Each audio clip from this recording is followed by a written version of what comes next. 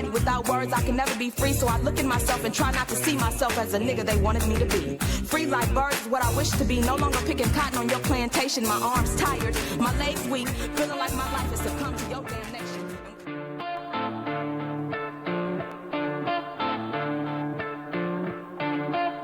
If you don't sit in your lucky seat, your team could lose. The views and opinions expressed by callers, guests, and hosts do not necessarily reflect those of the Black Talk Radio Network and Black Talk Media Project. Black Talk Radio is new black media for the new millennium.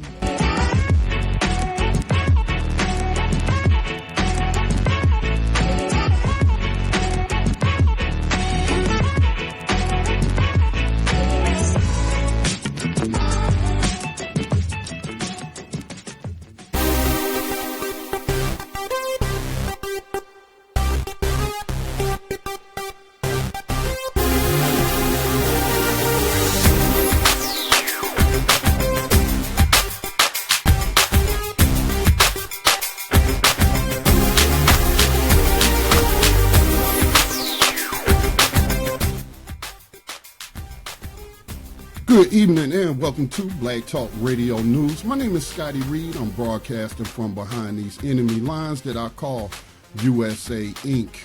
Today is April the 1st, but ain't no fools around here.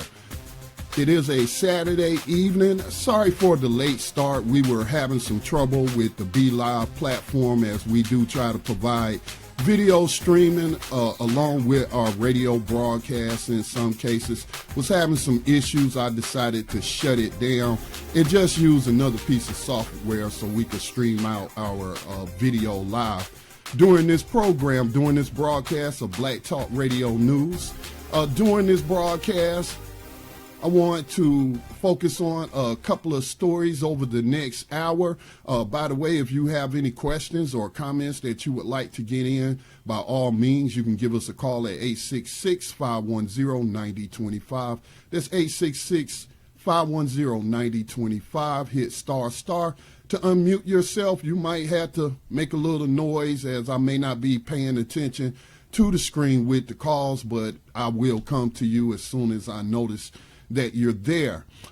Today I have about 4 stories. It's really 3 stories, but 2 of the stories are so interconnected that I'm just going to call it 3, roll it up into one. Want to talk about Donald Trump, CEO of USA Inc.'s kill list. This is something that is not being talked about widely, and I think it should. I guess when President Obama started running his kill list, and I remember he did that little interview, and, it was called Kill List Tuesdays, or I think it was Tuesdays when they meet to go over the list of who they're going to kill via a CIA drone strike. And so you got 2 journalists who are suing Donald Trump over this kill list that he inherited from Barack Obama. So that's a very important story that I think is not being paid attention to, that people should be paying attention to. I see all these journalists making fun of Donald Trump and mocking him. Well, I hope y'all don't never leave outside the country because you just might end up on that kill list, and then, we just hear about you was killed in an explosion. Unexplainable. A federal judge out of Kentucky has ruled, I believe, it's the federal judge in Kentucky. There was a federal lawsuit filed against Donald Trump, against him personally, because of his comments that he made at some of those rallies. Now, most people probably saw those Trump rallies because CNN especially was making a whole lot of money giving you 24/7 Donald Trump. And their CEO actually admitted to this, saying that, hey, he was good for ratings. Well, according to who you read or what publications you read, you might find that there was some emails, I think it was in the Podesta emails, where they talked about getting their friends in the media to elevate people like Donald Trump. I think Ted Cruz's name was mentioned because those were seen as the 2 most far right or despicable candidates, and no way that they could beat Hillary Clinton. So, but it turns out that they were wrong in that. And he did get that 24/7 coverage, which aided him. I think there was a study done that showed how much free coverage he got and how many millions of dollars it was worth, as opposed to the other Republicans who were vying for the Republican nomination. So you should remember all of those rallies where you had protesters go in, maybe hold up a sign, maybe had a T-shirt on that said, something that they didn't like. But this particular judge is talking about an instance where Donald Trump was telling those people who were there to see him to get him out of here, and just kept repeating this. And a federal judge has determined that, yes, he was inciting these people to commit acts of violence. So that's a story that I want to take a look at. We'll share some of that with you today. Ron Paul. Do y'all remember Ron Paul? Ron Paul ran for president in 2008 and I believe again in 2012. They torpedoed his campaign with accusations of racism, even though this man was saying that the death penalty, he was used to be for it, but he was against it because of the disproportionate way that blacks are put to death as opposed to white people.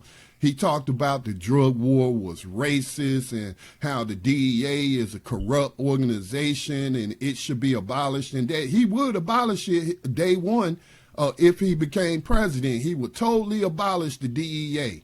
And so, yeah, that Ron Paul. But it was discovered that some supporters of Ron Paul was running a newsletter that bared his name, and a couple of articles that could be interpreted, I would interpret them as being codified racist language, dog whistles and stuff. And although Ron Paul didn't write these himself, he said that the newsletter did bear his name, and therefore he took responsibility for without over that newsletter, which used a bunch of different writers and what have you. But I do remember in my community, a lot of people say, oh, he's a racist and we can't vote for him. It doesn't matter that he wants to end the drug war. It doesn't matter he wants to eliminate the DEA. It doesn't matter that he isn't for all of these wars. And, oh, he had a racist newsletter in his a racist article in this newsletter that went out like 20 years ago or something. So they pretty much torpedoed his campaign with allegations of racism. Now, mind you, those same people that was talking all that crap about Ron Paul and what appeared in the newsletter over 20 years ago, these are the same people who didn't have a problem with Hillary Clinton, calling young black and brown kids super predators and supporting her husband's crime bill and out there pushing for it to be passed, which led to what they call mass incarceration, but people, it's really a continuation of slavery via the 13th Amendment. She also was talking about the welfare queens, and she was saying there's a bunch of single mothers who are lazy and don't want to work, but oh no, that was in the past. We're going to vote for Hillary Clinton this time around. People going to do what they going to do, but I'm like, at least be consistent. All right, how is it that you had a problem despite this man's policy proposals that would have a positive impact on the black community in terms of what they call mass incarceration? Again, it's a continuation of slavery. That's all it is. In terms of eliminating the DEA, do y'all know how many scandals the DEA has been involved in, including setting up deals with the Sinaloa drug cartel that allowed them to smuggle dope all the way up to Chicago, and then they distributed it to other urban centers from Chicago. This is in court records, people. I don't make up stuff. I don't come on, I don't push fake news or anything like this. This is documented stuff. And he wanted to get rid, I forgot. Oh, yeah, they were busted in Colombia, DEA agents attending a party, a sex party with prostitutes paid for by, guess what, the drug cartels. So this man was ready to get rid of that, but no, there was a racist letter that appeared in his newsletter over 20 years ago. So no, he's a racist. We can't vote for him. But yeah, we certainly down with Hillary Clinton though. Super predator, welfare queen comments and all. We down with her, even though she ain't pushing nothing in terms of policy wise that's going to positively impact the black community. No. You remember Bill, he played the saxophone, wore his shades, and she was doing the nay and was up there in New York at that radio station playing dominoes with the boys or whatnot. But anyway, forgive my little rant there. But Ron Paul is quoted in an article from antiwar.blog, and he's calling for them not to increase, he's calling on the Trump administration not to increase the U.S. government's flow of military weapons to the police. This is something we had to fight Barack Obama on. This is something that activists had to keep pushing towards him to get him to do anything. And again, he said that he was one of those people that, you have to make him do stuff. You have to push him to do stuff. He's not going to do it because it's the right thing to do, or it would be justice and anti-racist. Oh, no, he's only going to do what he's pushed to do. And that's a direct quote from him. So don't get mad at Scotty if you one of those Obama fans out there. Scotty didn't put the words in his mouth. Scotty just relaying those words to you in case you forgot.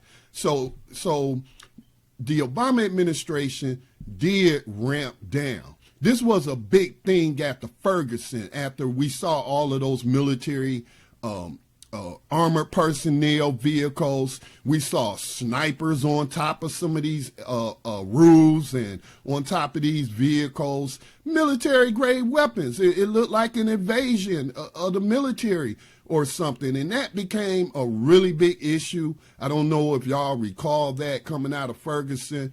And so activists started pushing the Obama administration to end that program of where they give military surplus, whether that be weapons, whether that be vehicles, and they give them to your local police departments. It was coming from the federal government. And most of your favorite leftist congressmen and women for all these years, John Lewis, would sign these bills or vote for these bills that were transferring military-grade weapons to the police. Well, right now, there's a chance that that program is going to get ramped back up, re-implemented, because it never really totally stopped. But there are fears that Donald Trump is going to go over and beyond and really, give these police the tools that they need to maintain 21st century slavery and human trafficking in this country. All right. The last two stories that I'm going to share with you and that we can go over is two of them are very similar, and it relates to global Afrophobia. Now, that's a term that came up in the past few years. I think somebody coined that term, Afrophobia. It just means a fear of Afro-descendant people, Africans, black people. And so this term Afrophobia was coined in order to explain the irrational fear that non-black people have towards black people. We're all over the planet. And the root cause of that is white supremacist propaganda going out over these white supremacist networks. And so you have African students being attacked in India. India has been in the news a lot because of rape and people just gang raping the females, and it's just crazy over there. I mean, it's like the rape country of the planet or something. And so they have a whole lot of issues with colorism and wanting to be white. That skin whitening cream is a big seller over there. The darker you are, the more melanated you are, the more you're going to be mistreated. And I think they still have an unofficial caste system over there. So, I mean, take a guess on who's going to be at the bottom. All right, it's going to be black people. So now you got African students who have went to India to study, to go to one of the universities, and they were attacked by mobs of these Indian men. It's quite disgusting. But also you have a similar story coming out of China. Now, there weren't any physical assaults of black people in China, but there is an article coming from Quartz that talks about China having an irrational fear. And when they say China, they mean the Chinese, having an irrational fear of a black invasion, bringing drugs, crime, and interracial marriage. Where did you hear that before? That's that guy, James Harris Jackson, the terrorist, the white supremacist terrorist who traveled from Maryland all the way to New York to kill a black person because he mistakenly believed that interracial marriage was a big thing, a whole lot of people participating in it, producing all these interracial children and what have you. Well, it appears that some people in China have some of those same fears, and it's just ridiculous. It's just ridiculous. So let's jump into the first story. Again, the telephone number, I'll be on air for about an hour today. Looks like we already got a call. Someone wants to chime in on what's been mentioned thus far. Area code 414. Thank you for chiming in on Black Talk Radio News. Go ahead with your question or comment. Man, Brother Scotty, this is Rob in Milwaukee. Hey, what's going on, Rob? You sound pretty good, bro. Listen, I was in greater confinement over the weekend. Oh, really? And the attempted survival unit that I have been in for the last 10 years is over. I have a temporary restraining order against me, and take your ass around, man. Hey, Rob, you know we on air, bro. I'm sorry about that. So what's going on? In Milwaukee. Anyway, so temporary restraining order. I pulled up to the property to get my belongings. Her mom and her mom's boyfriend is staying there. Mom just got out of jail for bank robbery, lifelong cocaine addiction. And, these are the people that surround my child right now. Man, even though I've been there and been supportive for the last 10 years. And, man, I'm going through it right now. Man, you said I sound good. And that's because the people that I have been complaining about, my family, and them the people that actually got my back, and it feels good. Okay. I just wanted to just chime in and really share that, man.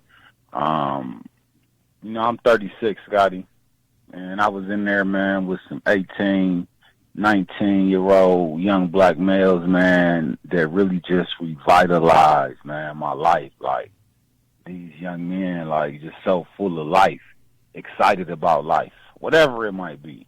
You know what I'm saying? I remember that. And being in this city, man, it has knocked it out of me. But not only that, she, in this quote-unquote restraining order, this is the last piece that I'll say. Okay, we have a white person as a landlord due to a decision that she made when I was not there. Now, he gets her to re-sign the lease months and months and months in advance, basically putting pressure on her so she won't move nowhere else. Okay, so the lease not up yet, but he putting the sign up, oh, it's for rent, and we're going to be bringing tenants through there and, everything like this. Now, the whole household sleep, Brother Scotty. This white landlord bangs on the door, bring the tenant in, and then, man, in the room where my 4-year-old daughter is asleep, man, this strange white tenant, this strange white landlord and this tenant is just looking in on my daughter in her room. So quite naturally, I had something to say about that. So now, the white landlord, said he felt I threatened him, and whatever the case might be, whatever. My issue is in the restraining order, the black female said that I threatened her landlord. And I'll mute my line with that. I'll chime back in a little later. But the network has been pivotal. And then even like, man, when I was just talking to you last time, like, man, this is what I want to do. Man, since that day, Scotty, my whole situation flipped. That's good to hear, Rob. Since that day I talked to you, I'm out of greater confinement. I am back at my auntie house. And they embracing me, so, that's good. And, in going back to this environment, man, it's toxic. And I'm just going to keep it real. You know what I'm saying? And, the environment I was in, I was able to focus and, counter more. In this situation, it's going to be much more of a battle. You understand what I'm saying? Yes, sir. And so, I just wanted to, upgrade that. And if the listeners don't know, I got to just put it out there. Man, when I was at my lowest point, one of my lowest points, man, I called Brother Scotty Reed. Man, and Brother Scotty Reed called me back and allowed me to vent.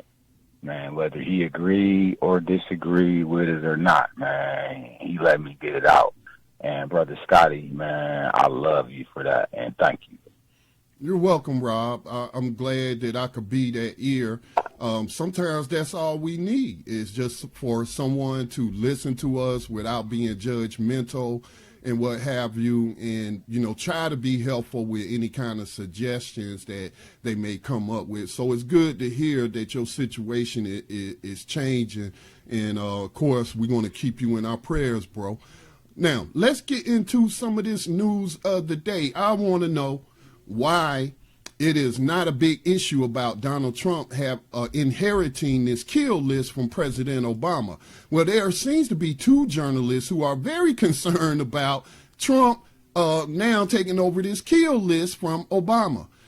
Now, if y'all don't know what the kill list is, that is a list of names that the CEO of USA Inc. puts together and says that these are dangerous people, they are terrorists, and we need to kill them. Don't worry about charging them with a crime. Don't worry about arresting them or any of that stuff. Just kill them. Extrajudicial killings, sort of like what we see every day on the streets of America, where we have these officer-involved shootings where they are the judge, jury, and executioner. So that is what the CEO has been doing, of USA has been doing since the Bush administration. It was expanded during the Obama administration, and I think it was the Obama administration was the first one to actually put American citizens on this kill list. Let me repeat that again, because I know most Americans, most quote-unquote white people, don't care about, non-white people being killed extrajudicially by the government. They don't, that's just a matter of fact. So let me just say Americans, all right? And so long as it's somebody that belongs to another country, Americans don't care. But do y'all care about Americans being put on a kill list and murdered by your government? Because that's what's going on.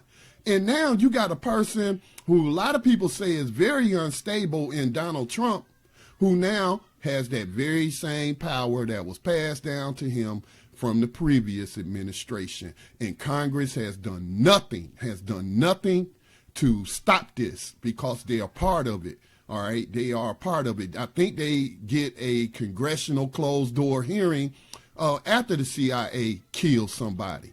So anyway, you got these two journalists who believe they are on the kill list, individuals who are targeted by the United States for deadly drone strikes. And they are suing Donald Trump and other top administration officials. This article was published by Politico, News.com, former Al Jazeera Islamabad bureau chief Ahmad Zaidan, and freelance journalist Bilal Kareem filed a lawsuit this past Thursday in U.S. District Court in Washington, D.C., contending that they were erroneously placed on the kill list during the Obama administration, and that Trump has illegally maintained that designation. The suit also alleges that Trump has loosened some of the safeguards the previous administration placed on the program. Now, you know what? I don't really care about safeguards. To me, it is wrong. I mean, it's murder. This is wrong. This is in violation of international law for you to be killing people arbitrarily like that. For example, you had at least 2 people from North Carolina. They were Muslim. They were non-white. And soon as they flew out the country, they were killed by CIA drone strikes. Now, I'm like, if these people had committed crimes and not just ranting about the evils of the U.S. empire online, why you didn't charge them with a crime? Why didn't you charge them with a crime, arrest them, indict them, and then put them on trial? Why you going to wait till they go outside the country and then you're going to kill them and murder them? Tell me how that's right in any world. It's not. All right? That is not justice.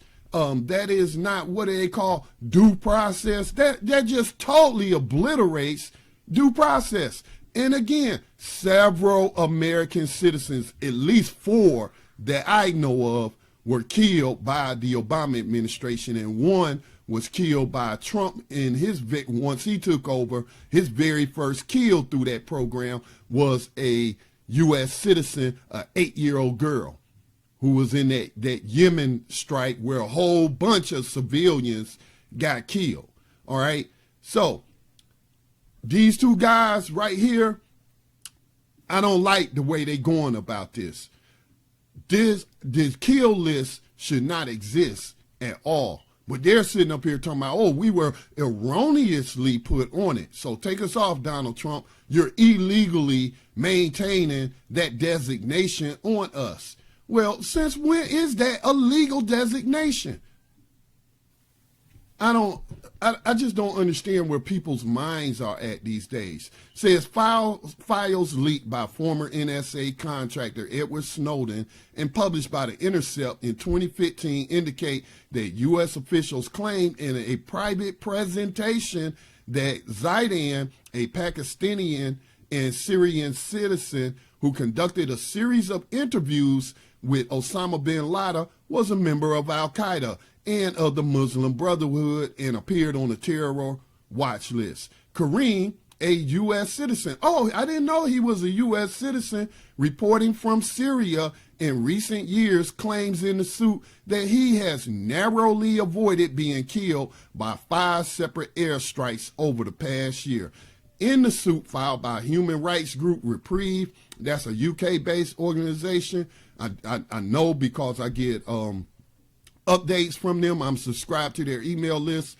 Both men deny any association with Al-Qaeda or the Taliban. The men also allege that their targeting violates a long-standing presidential executive order against assassination and that they are not lawful targets under the authorization of use of military force passed by Congress after September 11, 2001 attacks. So I wonder if they're talking about the executive order that President Ford signed that said that it's illegal to assassinate a head of state, because they are not heads of state.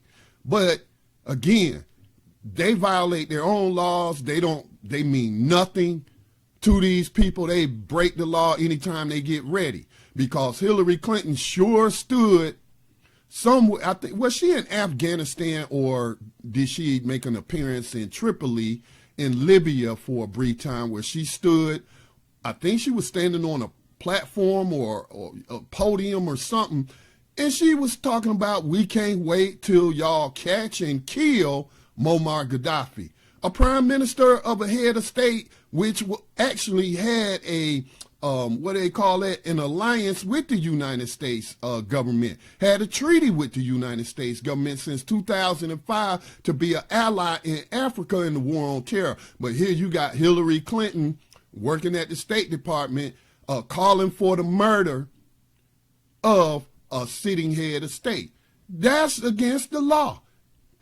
Did they charge her with that? Of course not. So again, this is why I don't care to hear people who talk about this is a nation of law and order. That's bull. That's a bunch of bull crap.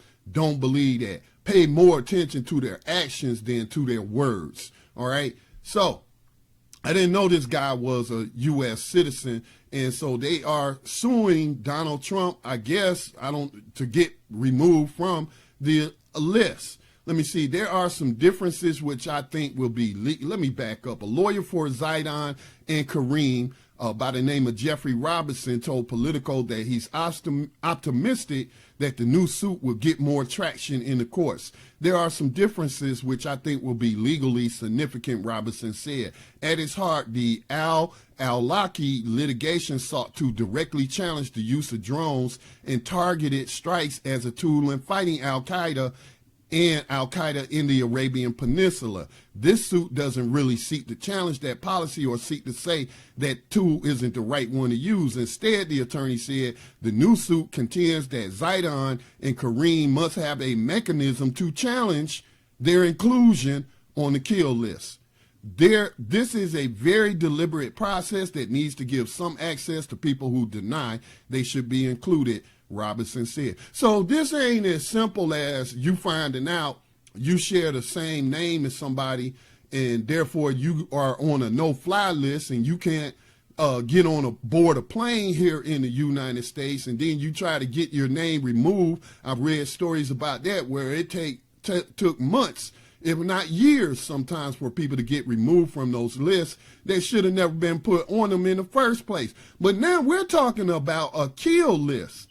Both of these men are journalists. Both of these men work in a war zone that the United States is currently engaged in. So they can be killed at any time. And like this man who's the American citizen said, they almost got me 5 times.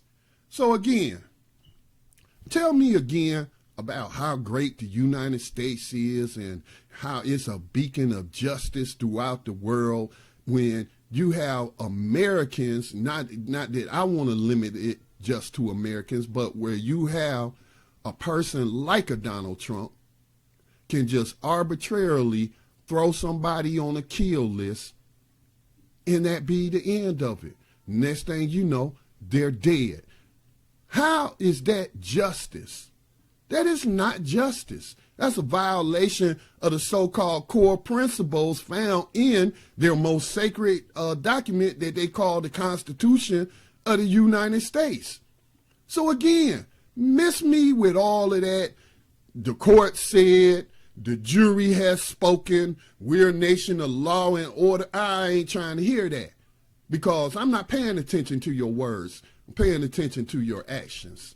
So that's a crazy story that I think more people need to be talking about. Where is the outrage? Where's the outrage that American citizens are being murdered by their own government? Where is the outrage? There is none. I don't hear Alex Jones, the so-called American patriot, who's really a disgusting piece of white supremacist trash, if you ask me. But yeah, I don't hear that American, a patriot, jumping up and down and hollering and going on these broadcasts, blasting Donald Trump for maintaining this kill list. I didn't really hear him make any noise about it when Obama was killing American citizens and maintaining this kill list. So again, this is one of those articles that I call a wake-up call. This is a wake-up call that you don't really live in the country that they say you live in, and saying that this is the best country on earth. Nobody's more free. Nobody has more liberty. We're a nation of laws. We're a shiny city on the hill. That's all a bunch of propaganda. Just pay attention to what these people actually do. All right. So now Donald Trump has that power. If I was Chuck Todd, I would not be mocking Donald Trump too much. Unless you plan to stay in the country, that seems to be the only way they won't kill you by drone, but I'm sure they can find other ways. Next story. This goes back to, let me go ahead and take a station identification break because I'm actually overdue for one. But when we come back on the other side, we'll talk about this judge ruling that Donald Trump did incite violence against protesters at a Kentucky rally. As we saw during the campaign season last year, Donald Trump stand up on that podium and basically sick his dogs on the people who were there. Some of them wasn't even protesters that got thrown out. So yeah, let's go ahead and take a station identification break. Do want to remind you, we do have these Black Radio Station Matters tees that you can get in exchange for a donation, a tax-deductible donation to the Black Talk Media Project. You can find us online at blacktalkmediaproject.org. So stay tuned. I'll be right back on the other side. The Black Talk Radio Network is made possible in part with help from the Black Talk Media Project, a North Carolina-based nonprofit engaged in the production and distribution of independent digital black media. Find out more by going to blacktalkradionetwork.com or blacktalkmediaproject.org and look for the menu tab, Crowdfunding Black Media. Black Talk Media Project, helping to provide you with new black media for the new millennium.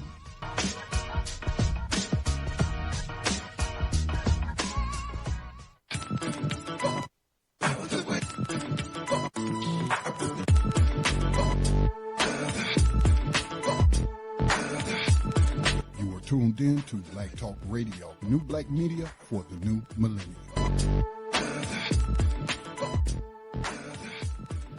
And welcome back to Black Talk Radio News. Again, the telephone number to dial if you have a question or comment is 866-510-9025. Sorry, we cannot take questions from Facebook or Be Live. The Be Live platform isn't working, which allows us to better see those comments and what have you. Apologies again for the late start. Now, I want to jump into this story about Donald Trump being found by this judge as, well, he's allowing the lawsuit to go forward and saying that there is enough evidence to show that Donald Trump incited violence against people who attended some of his rallies. So let me play this report from WLKY. Yeah, WLKY, where it was reporting on the time about this video that went viral of Trump supporters beating down a woman. You know, they're a bunch of woman beaters. So let's give a listen.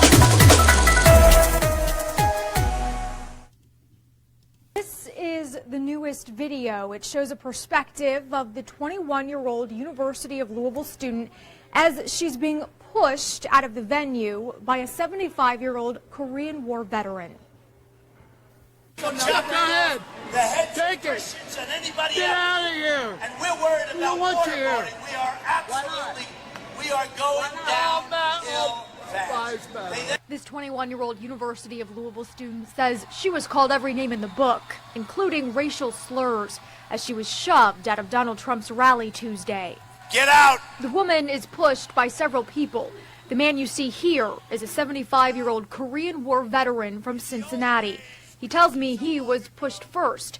He says he's not racist, and he says the entire Trump event got out of hand.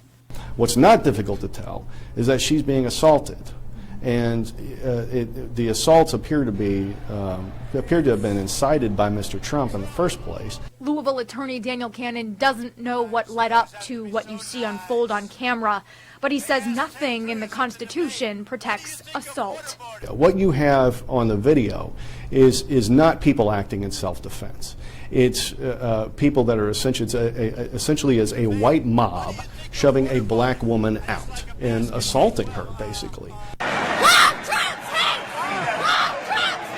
Many protesters were forced to leave the rally. In many cases, it was after Trump called them out.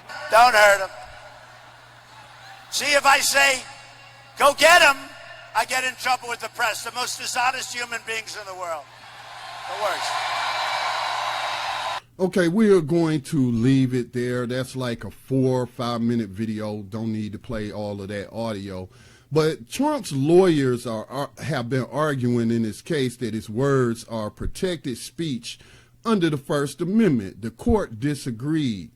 It is plausible that Trump's direction to get him out of here advocated the use of force, Judge Hale wrote. It was an order, an instruction, a command. Trump's statement at least implicitly encouraged the use of violence or lawless action. The judge did not agree, however, that Trump should be held vicariously liable for his supporters' physical assault. Hale noted that the men who attacked the protesters were not employed by the Trump campaign and were not under his direct control during the rally. Now, here is some things about this lawsuit. It has more than just those charges. All right. They are suing Trump. It's 3 different protesters who are suing Donald Trump for incitement, vicarious liability, which the judge said he didn't agree with. That just simply means like a parent lives vicariously through their student, athlete, child, or what have you, reliving their glory days on the football field. So that's what that means.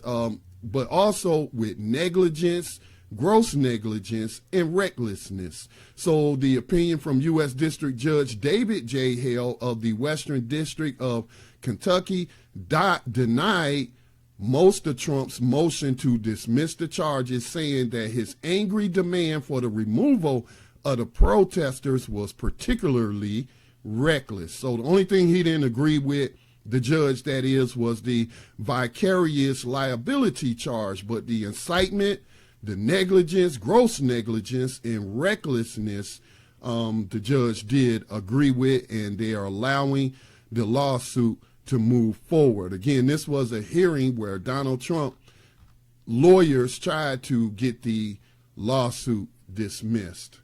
So I imagine that you will see more such lawsuits, people who were attacked at these rallies, as word gets out that this judge allowed this lawsuit to go forward.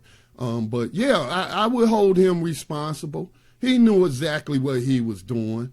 He's not an idiot, as many people like to say he is. He may say some dumb, idiotic things, but that man he's not an invalid. He's not a retard, and he knows exactly what he's doing.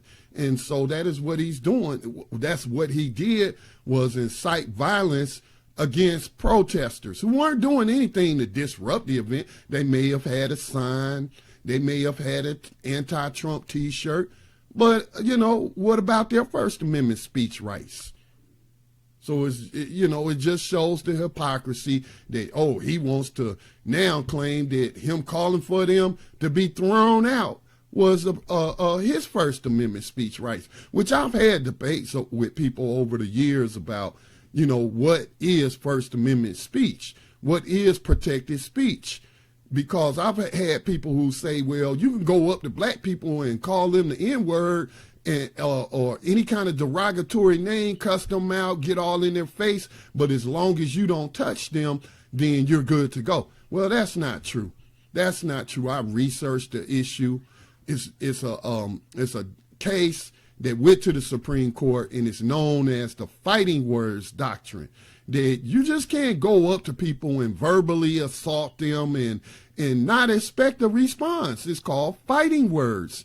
And so, a lot of people, though, seems to think that you can just say whatever the hell you want to say to people, and it's okay. No, you can't.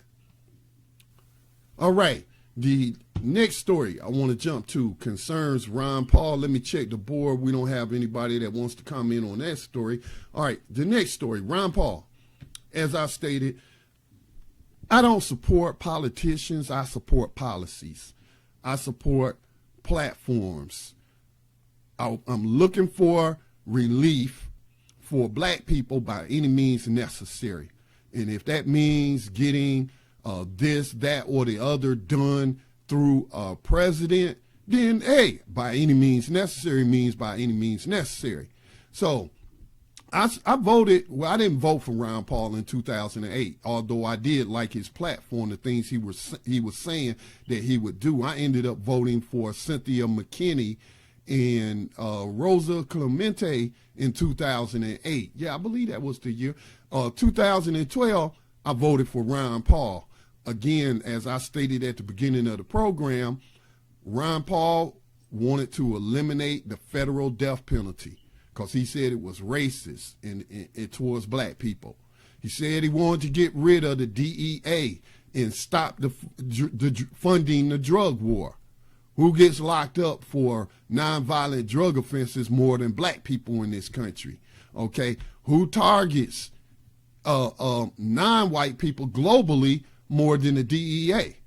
DEA actually has at least one office in Africa. They're operating in Africa.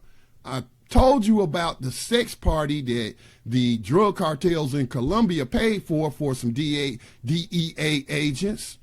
Okay, and they got in trouble for that. I don't think they lost their jobs. I also told you about the deal the DEA cut with the Sinaloa drug cartel that allowed them to smuggle dope as long as they gave the DEA information on their rival cartels. Yeah, if you can get some information on your rival drug cartel shipments and get that to us so we can go bust them and take pictures like we really doing something, you can smuggle all the dope you want to, okay?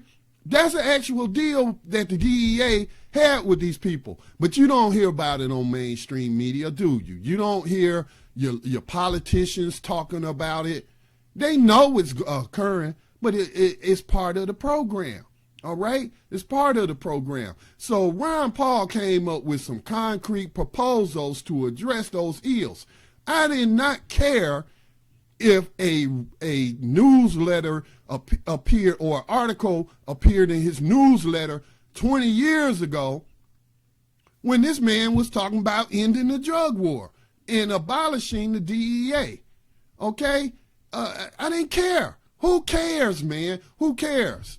I don't, all right? But then the same people who were saying, oh, we can't support him, he racist, he had this newsletter come out 20 years, those the same people that was running up behind Hillary Clinton and pushing her. They ain't have a problem again with her calling us super predators. They ain't have a problem with her calling single mothers welfare queens, lazy welfare queens. Oh, all of a sudden, that didn't matter. That happened so long ago. And what matters is what she stands for now. You know, I'm telling you, I hope Hillary Clinton never runs for president or any office again. I wish she had gotten lost in them woods, man, and never to be seen from again. Because she's already out there playing people, playing women, playing black people, trying to get us riled up over Donald Trump. Go sit down somewhere, woman. You gave us Donald Trump. All right, so anyway, Ron Paul is concerned about Donald Trump increasing the U.S. government's flow of military weapons to police. Adam Dick, that's his real name, Adam Dick, published an article in antiwar.blog. Well, you can find them at antiwar.com. This is what the article said. Interview Wednesday at Fox Business by host Kennedy, libertarian communicator and three-time presidential candidate Ron Paul praised former President Barack Obama for placing some restraints on the United States government transferring military weapons to local police and criticized the potential action by President Donald Trump to resume the full flow of military weapons. Ron Paul said, this combination of the federal government and the military providing the weapons for local police, that's a long way from what the founders intended or the Constitution says. They're not supposed to be involved in this. So I'm going to go ahead, if there is no comments on the board, I'm going to go ahead and run that full interview. Again, this really came to the forefront, although this program has been going on for decades. The people really didn't know about it until Ferguson, when those military assault vehicles, snipers on top of the vehicles, snipers on the roofs, and all the police dressed up like they were in a combat zone in Iraq somewhere. People weren't really paying attention to this program. But that brought it out, and there was a push to eliminate it. Well, now it can all come right back with the stroke of a pen by Donald Trump. And don't look for Congress to stop them, not with a Republican-controlled Congress. And Democrats have voted to arm these police for decades. They supported this program. So let's go ahead and give a listen to this interview Ron Paul did on do the police need more firepower. Go ahead and cue that up. Welcome back. Does your local police force really need grenade launchers? According to the Wall Street Journal, police unions expect the Trump administration to cancel President Obama's executive order that banned police departments from buying things like grenade launchers, armored vehicles, and other surplus military equipment from the federal government. The militarization of police has been a very hot topic lately, with opponents claiming the heavy-duty equipment is unnecessary and can be used to silence free speech and protests. But supporters say cops need the firepower to combat violent gangs. So which side is correct? Joining me, it's Dr. Ron Paul, host of the Ron Paul Liberty Report. Welcome back, Dr. Paul. Thank you, Kennedy. Good to be with you. Thank you very much. Is the only way to show your support of police in this country to give them grenade launchers? Hardly. I don't think they would have to have these. And besides, this combination of the federal government and the military providing the weapons for local police, that's a long way from what the founders intended or what the Constitution said. They're not supposed to be involved in this. But it is the militarization of the police, and they're generally out of control. It's related to the drug war, which is out of control. And it just happens that this new administration, you know, they don't want anybody even to touch a marijuana cigarette, and they're going to train them to be better, I guess, with threats of grenade launchers. So, no, I think it's completely wrong. It's a strange thing that libertarians or conservatives can sort of be on the side of Obama, not allowing that to happen. But quite frankly, I think he was correct in not transferring those types of weapons to the local police force. Yeah, a broken clock is right twice a day, and I agree with you. I think President Obama did have good intentions. Now, when I have this conversation, especially with cops across the country, and I've talked to many police officers about that, and we get into pretty heated discussions as libertarians, because it's not that we don't support police departments. It's not that we don't see that there is a need for some form of law and order. I understand that, but I also think that the military should look different from the police department. Yeah, absolutely. There's a big difference. It's not a military force. It's not an army. And sometimes I think that they're moving in that direction because the greatest threat, according to the administration, is the global war on terrorism, and that is domestic as well as foreign.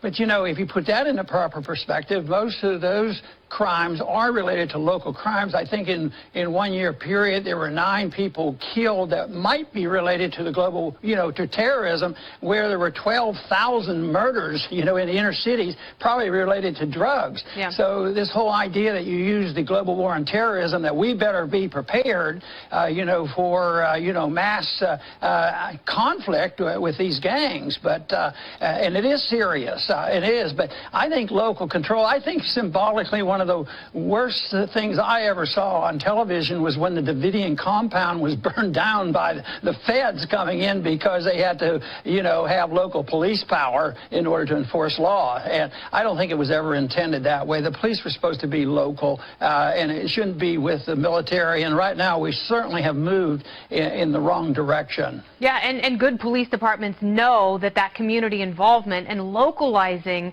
police interaction as much as possible is what leads to success and trust in police officers in general. And I think when you have, you know, just as you pointed out, the visual of what appears to be a paramilitary organization patrolling the streets of your city, it creates a divide. And we have enough divisions as it is, whether they are political or racial or socioeconomic, that the last thing you need is another layer between the police and the communities that they keep safe. And this is amplified because just like in every organization, you don't have perfection. So we are far from having perfect policemen. And sometimes all this weaponry and encourages the police to overreact. And we do see the scenes that almost everybody would say, hey, you shouldn't have done this. And you see people getting shot and they shouldn't have been. So the atmosphere is such. And we do know that all policemen aren't that way. But that's part of this whole militarization and war on drugs and perfection and the federal government coming in with tanks and all, because sometimes they feel like they have to use them. What do we have them for? We better be prepared. And they go out and they have all these uniforms on and helmets and tanks, and all of a sudden, sometimes they make mistakes, you know. The SWAT teams have been known to go in and bust in. It's no knock, just go in. Oh, yeah, sorry about this. They tear up places, and that has to do with, with these, that they get these search warrants, that they go in and they do make a bunch of mistakes. Yeah, toss a flashbang device in a crib and burn a toddler. Well, Dr. Paul, thank you very much for your... All right, so that was Dr. Ron Paul, former congressman, former candidate for president, longtime proponent to end the drug war, going all the way back to the 1970s. And so that was his commentary on the government of these military weapons going to these police departments. And y'all know how I feel about police. Are all police out there doing wrong? Are some of them actually trying to be a help to the community? Of course they are. But it's far too many of them who are not engaged in anything but brutality. The power that is invested into them goes to their heads. A lot of these people may be bullies or were bullied in high school, so they're going to take it out on everybody else now that they become cops. But again, the number one driver of these interactions between citizens and police is the drug war. Okay, it's the drug war. That's why the United States has more people in prison than any other country on the planet. And several countries combined do not have the total prison population that the United States has. So, but a lot of these cops, man, what do you need these weapons for if you don't plan on using them? So that's what I'm concerned about.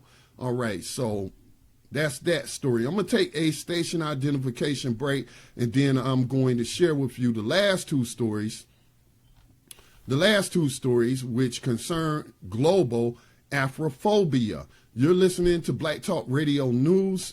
My name is Scotty Reed, broadcasting live every Saturday at 7 o'clock p.m. Eastern Time. But you can catch some of my video interviews and podcasts all throughout the week by subscribing either to our Facebook Black Talk Radio page, our YouTube channel, Black Talk Radio, or by subscribing to blacktalkradionetwork.com, the platform. We will be right back on the other side.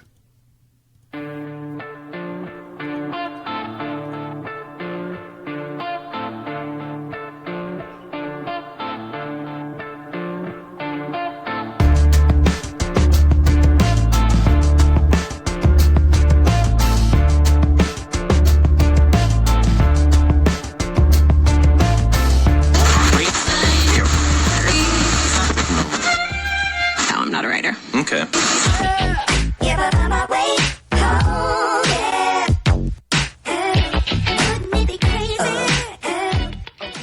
Black Talk Radio since 2008, providing new black media for the masses.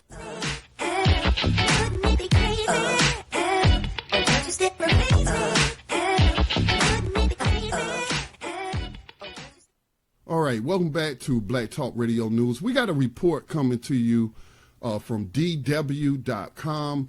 This first story, we're going to look at India.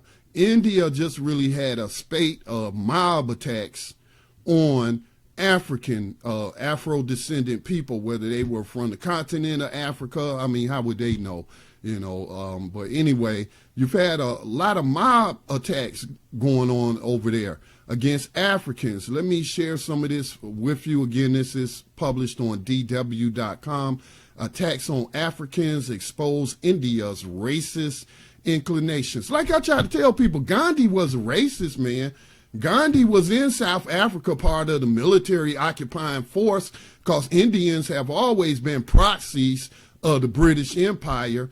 And so, you know, Gandhi said some very racist things about Africans while he was part of that occupying proxy racist force in South Africa. Everybody likes to talk about he was just nonviolent, and you can't take away from what he did for his fellow countrymen. But at the same time, you're not going to get me not to talk about his racism, okay? So that's the country we're talking about. There is a video that I'm going to try to get to play for you on this string of attacks. It's not just one, not just two, but it's been a string of attacks on Africans in India. Let's bring in now Bisode Okuni, who's a Nigerian software engineer and student at Stratford University in New Delhi. He is a member of the Association of African Students, which released that video. Thank you very much for joining us this evening to discuss this. How did you feel when you saw this video? Oh, I was really terrified. I felt terribly bad. I mean, just couldn't imagine the excruciating pains those boys were going through at that moment. I couldn't. I had to turn to my phone because it was a deplorable sight. I couldn't watch the video. Do you think that this is a new phenomenon, or has there always been this kind of racism in India? Well, it's not a new phenomenon because the Indian society has a caste system. I mean, the racial attack or discrimination going on in India is actually deeply entrenched in the caste system, you know, which has even a sub-caste, and then they have a preconceived notion of somebody already, you know, without even knowing who that person truly is. So these are some of the issues that actually has attributed to most of these spate of attack against African students in India. So you think it's a pretty deeply ingrained bias there. Does that also carry over to the police and the politicians? What do you make of their reaction? Are they doing enough? Well, they are not doing enough because this spate of attacks has been going on for the past years. I mean, it's just been going on every day. It's been happening, and they haven't been doing something very seriously. They have not been taking it very, very seriously. It's been an issue that is always swept under the carpet because they feel it's not really something of very important, so they don't really take it serious. The police authority, I mean, they've not been very genuine. They've not been very honest about finding a solution to this spate of attacks. And your association. That's the reason why it's been going on. Oh, I'm so sorry for interrupting you there. I just wanted to tell everyone that your association, you're campaigning for the cases to be made public. You really want to bring awareness to what is going on there. We'd like to give you the platform now to share with us what your aims are. What do you want? Yeah, what we want basically is for the Indian government to stand up to the occasion and do what is right, do the needful. They should. I mean, the Indian government has a very huge interest in Africa. They have huge business in Africa. They have over $30 to $35 billion worth of investment in Africa. I mean, they pay they're putting in so much in Africa, but they're not ready to take care of the welfare of African students studying in India. And this is what we don't want. I mean, this is hypocritical. If you have so much interest in Africa and then you're paying lip services to the safety of African students studying in your own country, then it means then you do not really have Africa at heart. So what we want, if the Indian government does not really take drastic measures, putting measures in place to really checkmate these things, to really avert this spate of attacks from happening, we will be pushed to call upon the African Union to call up bilateral relationship with India. Right. All right, I'm going to leave it there. That's what I wanted to hear, because that's what I was thinking too. Now, they got all of this financial interest in Africa, then that's on Africans. Don't sit around waiting on these racist politicians and police to do what they're supposed to do, and that's practice justice. What does justice look like? Well, justice looks like if a mob attacks somebody, that they should be charged with criminal charges, whether that be assault, whether that be mob violence, whatever charges y'all have on the books to charge these people. I would not be begging these people. I would be getting on the phone to my ambassador. I would go to the whatever the country I belong to contact the consulate there, and I would be putting pressure on these people. These governments in Africa that have these business deals with these people here in India, with India. Well, you know what? Exactly what that young man said. Talk to the African Union and tell them, guess what? We're cutting off our relations to you if African people are not safe in your country. You can't come to our country, pack your bags, all your businessmen, all your workers you brought here, and get y'all ass up out of here. That's what I would be doing, okay? So, you know, I don't expect racists. And then there's this story also. Well, both of these stories, because I'm going to talk about what's going on in China here in just a bit. But I was talking to Melissa. Melissa is a volunteer of Black Talk Media Project. She helps put together the stat reports that we send out to our donors and our hosts on the network and podcasters to see, you know, how much we're doing in terms of traffic and distribution of podcasts and live stream. And we were talking about this today, and I asked her, I was like, I'm a little bit confused because people say that you have to be white to practice racism. Now, the definition of racism just simply means that I believe my race is superior to another race. It doesn't say you have to be a particular color or whatnot. Okay, I understand everybody doesn't feel that way, and I'm cool with that. They're entitled to their opinions or whatnot. But it confused me because I'm like, when I saw that Asian man and woman attacking the black woman in Charlotte, and I was hearing people saying, oh, they racist. I was like, wait a minute. I thought only white people could be racist now. I thought you had to have power to be a racist, right? That you had to be in control of the government. You had to be in control of the financial sector. You know, you in control of all major people activity areas in the country. That's what you had to be in charge in order to practice racism. So we know white people is in charge here in the United States. So that's where that logic comes from, is that, hey, you had to be white. Black people can't be racist. But then when I heard black people calling these Asians racist, I was like, wait a minute. Do Asians run USA Inc.? Are Asians in control of anything here in this country? I don't think they are. So this is kind of confusing to me, is if you had to be white to practice racism, then how you going to call non-white people racist then?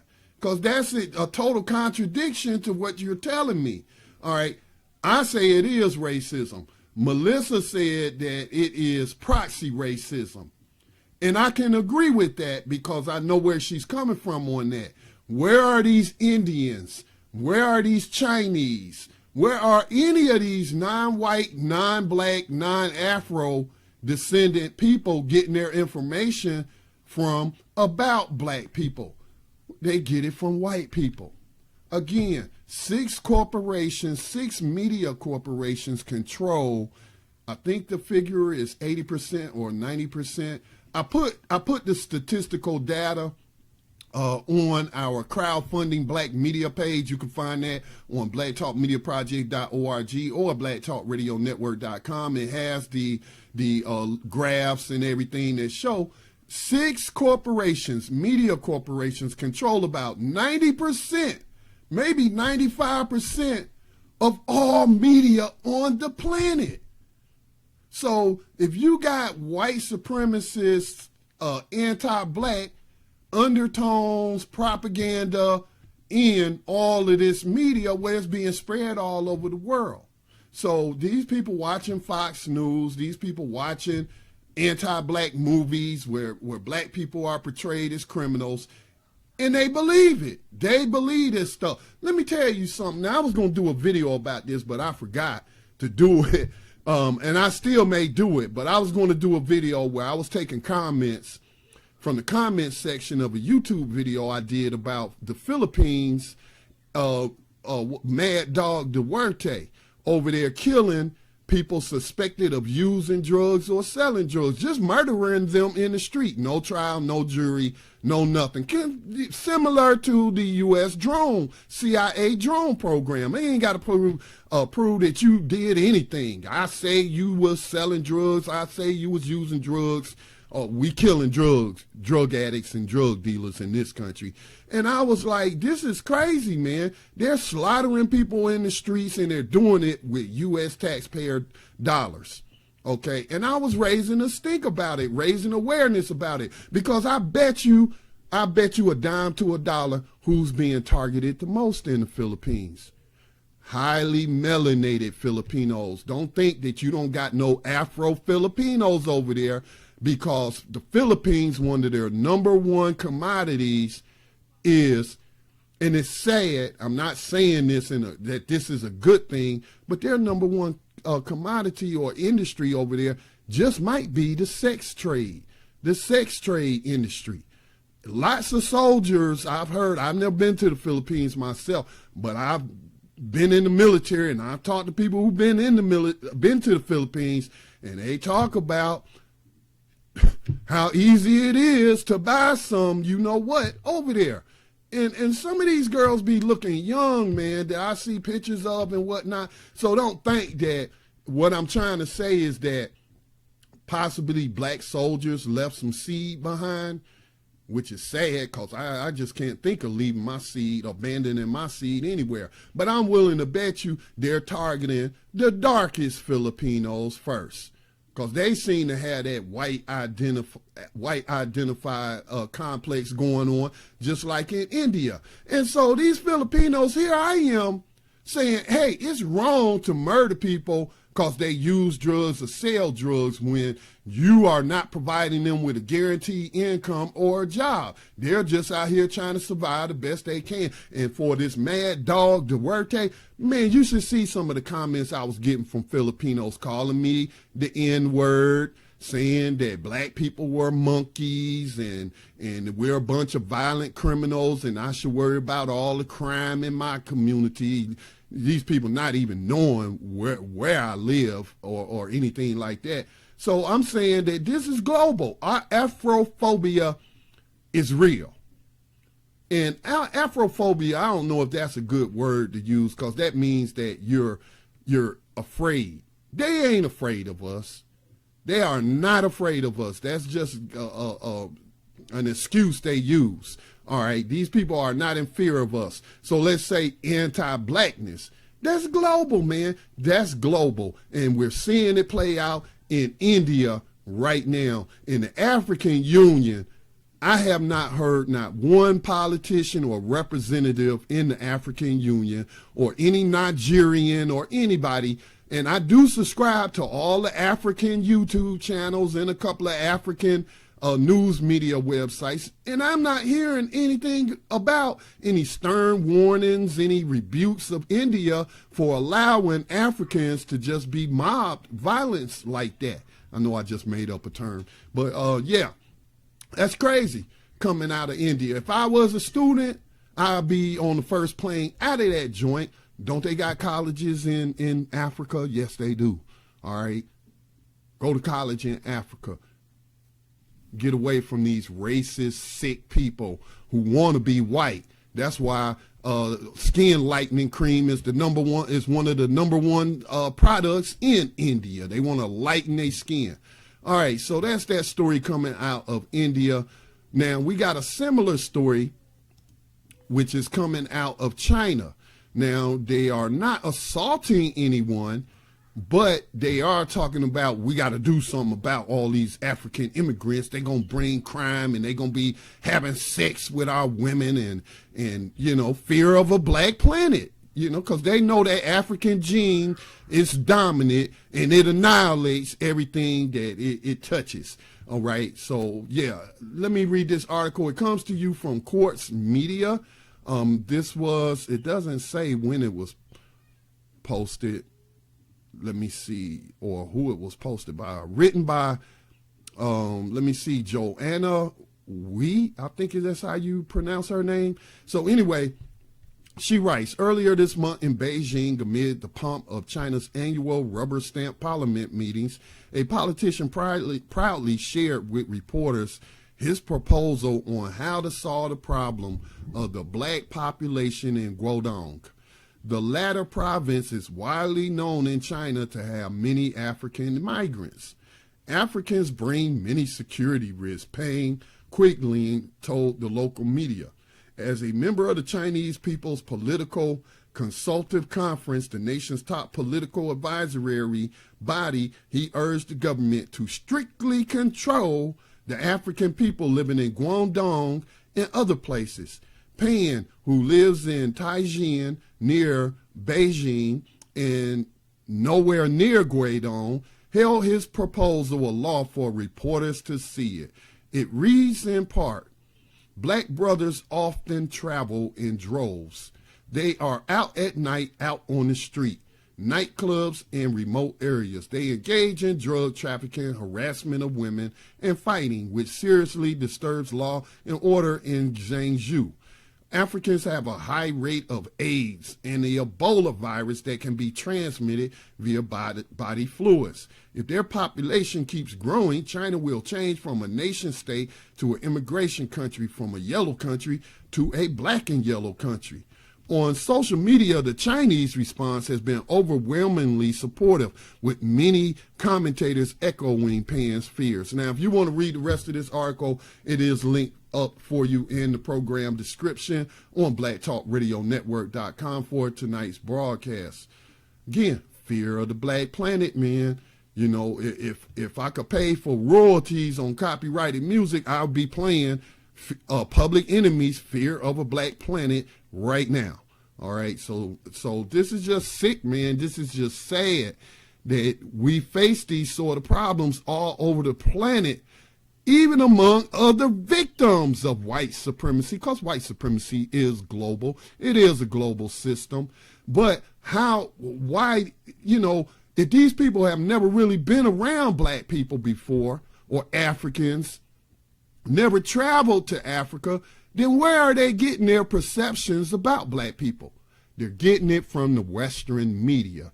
That's where they're getting it from. They're getting it from the white supremacists' embedded messages in the media programming that Western countries put out to the world. That's where it has to be coming from, okay? I'm not saying it's impossible for other non-white people to have racist feelings towards other non-white people without seeing any of the propaganda or whatnot, but I'm willing to bet you, just based on an educated guess, that they're getting most of their information about Africans and black people in general from white propaganda, racist media. All right, so if you are Afro-descended person in any country around this world, especially if it's a non-black country, just know you on the battlefield. Just know you behind enemy lines, okay? And you might have to be prepared to defend yourself, even if that means taking another person's life. I was looking at some of the videos. Please go check out those videos again. I linked up to the articles, but I was looking at the videos, especially the one in India. It looked like they were beating somebody with a trash can. It was like the video angle was like from way above, like it might have been in a mall or something, and the camera was attached to the roof of the mall. But I see all these mobs of people just beating on and throwing stuff and beating a person with a trash can. Oh, I'm sorry. Somebody would have got shot. They might have killed me, but I'd have took a couple of them with me. It is no game out there, people. Anti-blackness is strong. Anti-blackness is real. And the system supports and promotes that anti-blackness. I'm reminded of stories like some of my relatives who had been in the military, older than me, would tell me, like Japan. Like, no, this was one of my cousins. So he's actually close to my age. He got stationed in Japan one time. And he said them white soldiers be telling them Japanese women that black soldiers grow tails after midnight. It might have been in Korea where they were saying that. But this is the type of stuff we have to deal with. It isn't imaginary. We're not making this stuff up. These are real news reports that I'm showing you. So if you're like me and you live in an area where you're in the minority, you better stay strapped at all times. All right, I don't know what the gun laws are like in India, but I would not care. I would buy me a gun off the street, what they call a throwaway, because I will not allow myself to be victimized by no mob, because who's to say you're going to survive it, all right? Perhaps they will disperse when you bust a couple of caps off in some of them. In self-defense, of course, in self-defense. All right, so I'm going to get ready to bring the program to a close.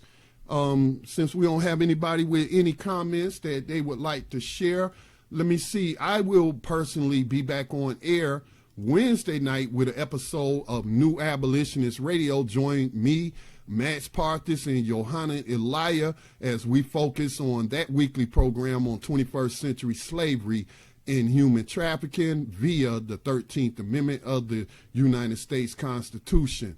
In closing, I would like to remind you that on August the 19th of this year in Washington, D.C., there is going to be a Millions for Prisoners Human Rights March.